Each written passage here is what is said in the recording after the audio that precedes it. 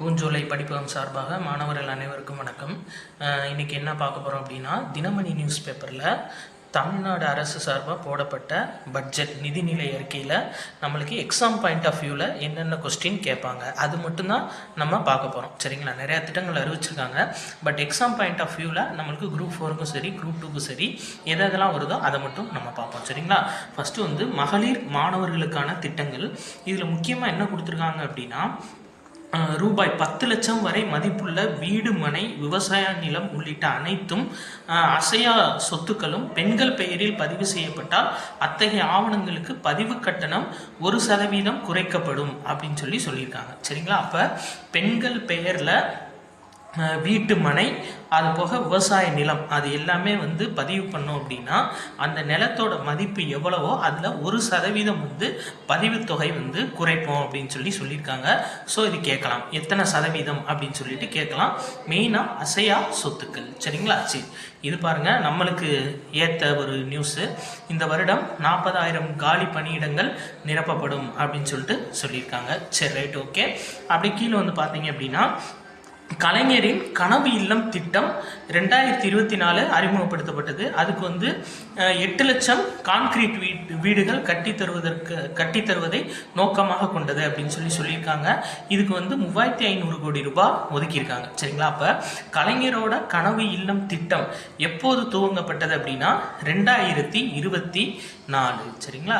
இது எதுக்கு அப்படின்னா, ஏழை எளிய மக்களுக்கு வீடு கட்டி தருவது தான் இதோட முக்கிய நோக்கம். ஸோ இதுக்கு ஒரு வீட்டுக்கு எவ்வளோ ஒதுக்கியிருக்காங்க அப்படின்னா 3.50 லட்சம், அதாவது 3.5 லட்சம் ரூபா ஒரு வீட்டுக்கு கொடுப்பாங்க. சரிங்களா? அந்த வீடு கட்டுறதுக்கான தொகை. இது சார்ந்து 1 லட்சம் வீடுகள் கட்டுறதுக்கு பிளான் போட்டிருந்தாங்க 2024.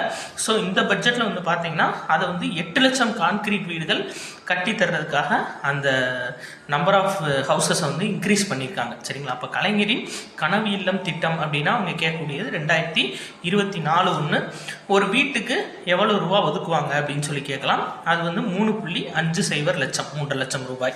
சரி, அடுத்து எக்ஸாம் பாயிண்ட் ஆஃப் வியூவில் நம்ம பார்க்க வேண்டியது என்ன அப்படின்னா, இந்த தென் தமிழகத்தில் சுற்றுலாவை மேம்படுத்துறதுக்காக ஃபர்ஸ்ட் டைம் ராமநாதபுரம் மாவட்டம் ராமேஸ்வரத்தில் புதிய விமான நிலையம் அமைக்க போகிறாங்க.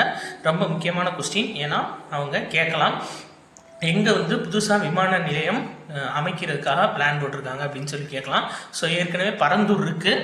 தென்பகுதி அப்படின்னு எடுத்துக்கிட்டால் நம்மளுக்கு ராமேஸ்வரம் தான் ரொம்ப முக்கியமானது. புதுசாக இது பண்ணியிருக்காங்க.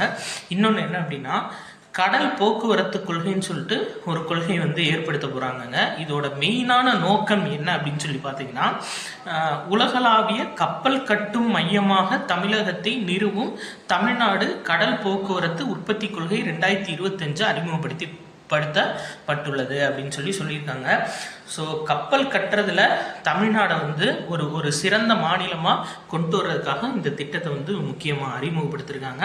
இது மூலியமாக பார்த்தீங்க அப்படின்னா, கடலூர், தூத்துக்குடி இந்த மாவட்டங்கள்லாம் கடலோர மாவட்டங்கள். சரிங்களா? மொத்தம் 14 கடலோர மாவட்டங்கள் தமிழ்நாட்டில் இருக்குது. ஸோ இந்த கடலோர மாவட்டங்கள் எல்லாமே நல்லா டெவலப் ஆகும். சரிங்களா? அப்போ இதோட முக்கிய நோக்கம் என்னன்னா, அதாவது நம்ம கப்பல் கட்டும் மரபு அப்படின்றது நம்மளோட நெடிய மரபு. சரிங்களா?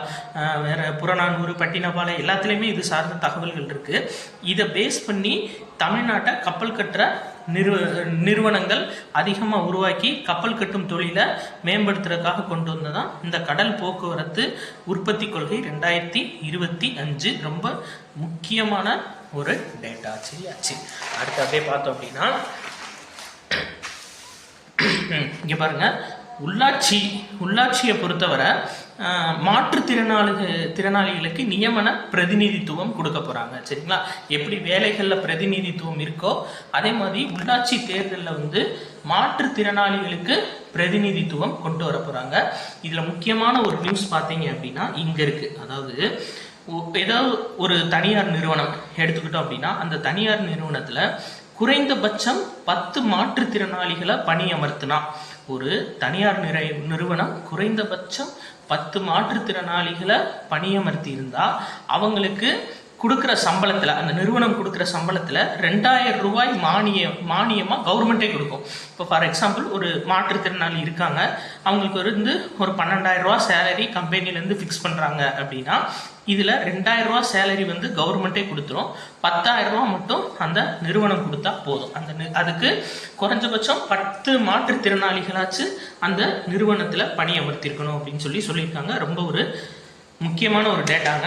ஏன்னா மாற்றுத்திறனாளிகளுக்கு பிரதிநிதித்துவம் அப்படின்றது அதிகபட்சமாக அரசு வேலையில் மட்டும்தான் இருக்குது. முறையாக தனியார் வேலையிலையும் இவங்களுக்கான அதிகாரம் வேணும் அப்படின்றதுக்காக கொண்டு வரப்பட்ட ஒரு அருமையான திட்டம். சரியா? சரி, அடுத்து பாருங்கள். இந்த காலை உணவு திட்டம் நம்ம அடிக்கடி பேசப்படுறது. இது நகர்ப்புறத்தில் இயங்கி வரும் அரசு உதவி பெறும் பள்ளிகள்லையும் இப்போ விரிவுபடுத்திருக்காங்க. ஃபஸ்ட்டு கிராமத்தில் இருக்க அரசு பள்ளிகளுக்கு அறிமுகப்படுத்தினாங்க. அப்புறம் கிராமத்தில் இருக்க அரசு உதவி பெறும் பள்ளிகள் அறிமுகப்படுத்தினாங்க. அப்புறம் நகர்ப்புறம், அதாவது நகர்ப்புறம் கிராமப்புறம் ரெண்டுத்துலேயும் இருக்கும் அரசு பள்ளிகளில் இதை அறிமுகப்படுத்தினாங்க. இப்போ என்ன பண்ணியிருக்காங்க அப்படின்னா நகர்ப்புற பகுதிகளில் அரசு உதவி பெறும் பள்ளிகள்லையும் இதை விரிவுபடுத்தியிருக்காங்க இந்த திட்டத்தை. சரிங்களா?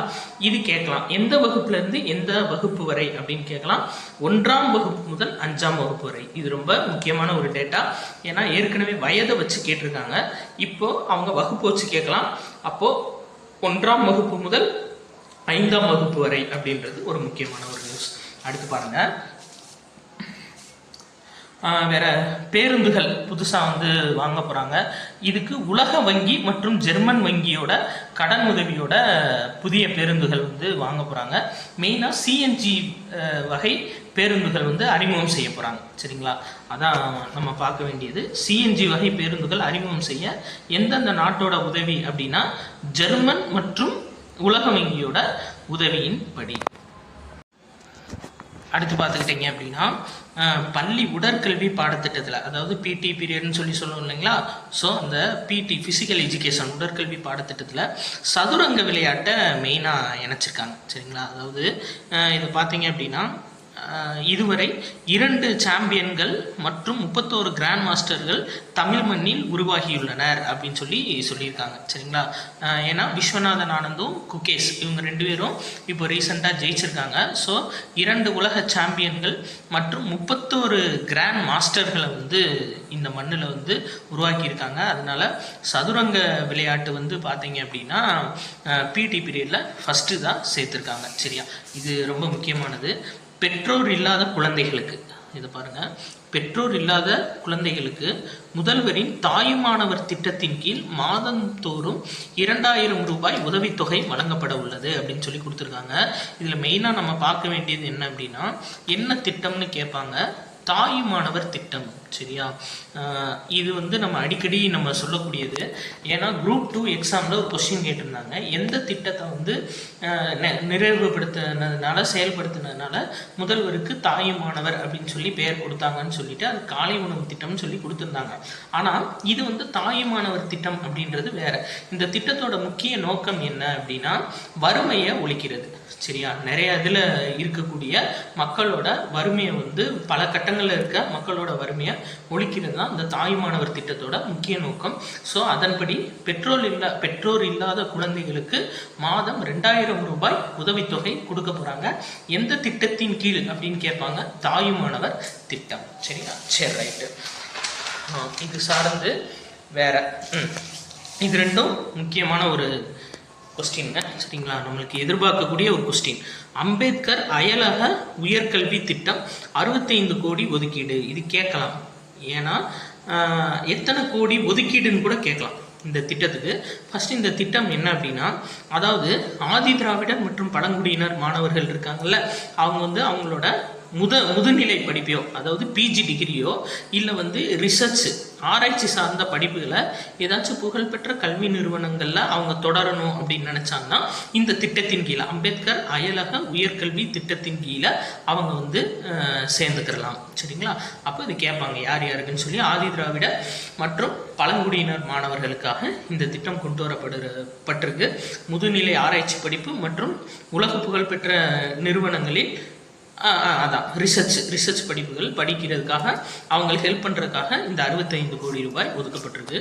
ரொம்ப முக்கியமான ஒரு திட்டம். சரியா?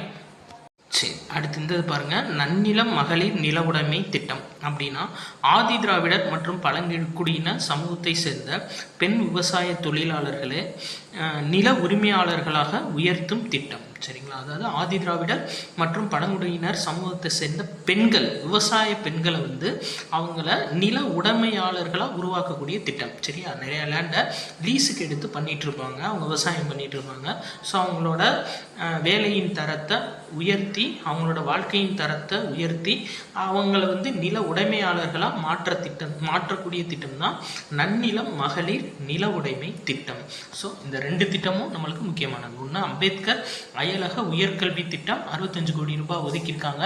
ஸோ இந்த இதுக்கு பார்த்தீங்க அப்படின்னா 20 கோடி ரூபாய் ஒதுக்கியிருக்காங்க நன்னிலம் மகளிர் நில உடைமை திட்டம். சரி, ரைட், ஓகே. ஸோ இதை இது போக நம்ம கடைசியாக பார்க்கக்கூடிய ஒரு முக்கியமான கொஸ்டின் என்ன அப்படின்னா, நம்ம எல்லாத்துக்குமே பயனுள்ள ஒரு இது, அதாவது 30 இடங்களில் முதல்வர் படைப்பகம். சரி, இந்த முதல்வர் படைப்பகம்னா என்னங்க? போட்டித் தேர்வுகளுக்கு தயாராகும் மாணவர்களுக்கு அறிவார்ந்த சூழலை ஏற்படுத்தவும் புத்தொழில் முனைவோர்களுக்காக பகிர்ந்த பணியிட சேவை, சரிங்களா, வசதிகளை வழங்குவதற்காகவும் கொளத்தூரில் தொடங்கப்பட்ட முதல்வர் படைப்பகம் மிகுந்த வரவேற்பை பெற்றுள்ளது அப்படின்னு சொல்லியிருக்காங்க. சரிங்களா? மெயினாக நம்ம பார்க்க வேண்டியது என்னன்னா, போட்டித் தேர்வுகளுக்காகவும் புதுசாக தொழில் முனைவோர் ஒருங்கிணைச்சு ஒரே இடத்துல அவங்களோட ஐடியாஸை பகிர்ந்துக்கிறதுக்காக கொண்டு வந்ததான் இந்த முதல்வர் படைப்பகம் திட்டம். அப்போ கேட்கலாம், முதல்வர் படைப்பகம் திட்டம் அப்படின்றது எதுக்கு அப்படின்னு சொல்லிட்டு. ஓகேங்க, நம்ம இன்னைக்கு தமிழ்நாடு பட்ஜெட் சார்ந்து முக்கியமான தகவல்கள் எல்லாத்தையுமே பார்த்துட்டோம்.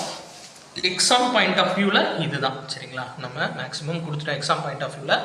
ஸோ தொடர்ச்சியாக பாருங்கள். பிடிச்சிருந்தா லைக் பண்ணுங்கள், சப்ஸ்கிரைப் பண்ணுங்கள்.